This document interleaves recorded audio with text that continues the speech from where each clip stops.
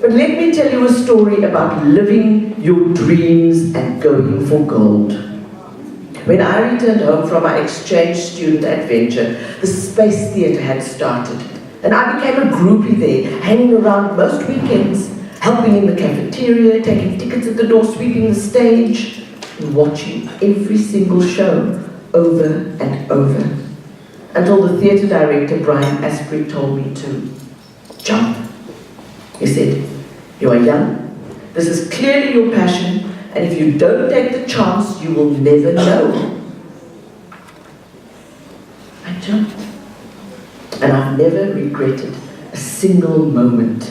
It was the best advice someone has ever given me, and it was not always easy, but boy, was it worth it.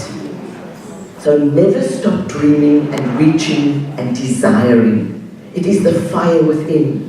Stretch yourself, not for the sake of others, but because you enjoy the journey of curiosity and discovering all the beauty of life.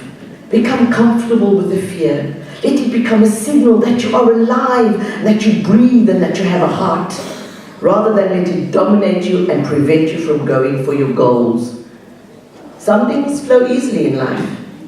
Some things don't. Wake up each morning, recommit yourself to yourself, and look in the mirror and say to yourself,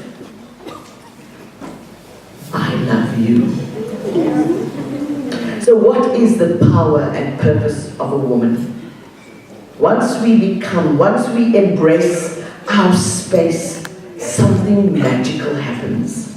We become women who, like Rosa Parks, refused to get up from her seat and go to the back of the bus, or refused to let our past as a sex worker refute our wisdom and poetic souls, Maya Angelou. Refused to let our crippling disability stop us from creating great works of art with a deep, passionate fierceness of self, Frida Kahlo. Refused to let the world's debate about your gender stop you from becoming a gold medalist and outperforming every other athlete in your event, Caster Semenya. Beaten and burdened by the man you love and the state that oppressed you, to become one of the first members of our multiracial parliament at the age of 76, refusing to give up, a domestic worker into parliament, Ellen Kuzwayo. And the list is endless, it is limitless. You can add your story to that.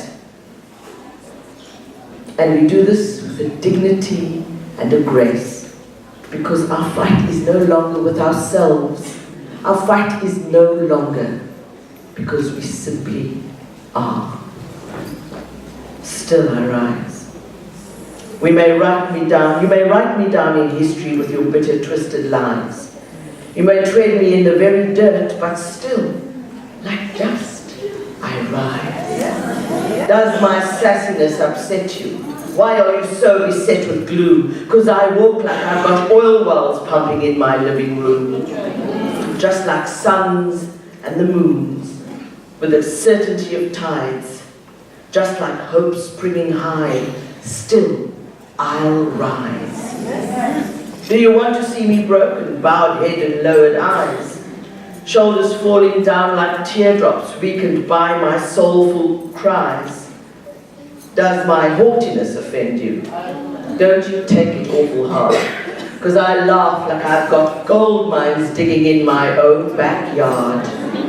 You may shoot me with your words, you may cut me with your eyes, you may kill me with your hatefulness, but still, like air, I'll rise. Does my sexiness upset you? Does it come as a surprise that I dance like I've got diamonds at the meeting of my thighs? Out of the huts of history's shame I rise. Up from the past that's rooted in pain I rise. I'm a black ocean leaping and wide. Welling and swelling I bear in the tide. Leaving behind nights of terror and fear I rise. Into a daybreak that's wondrously clear I rise. Bringing the gifts that my ancestors gave. I am the dream and the hope of the slave. I rise, I rise, I rise. Maya Angelou, whether you gift yourself in space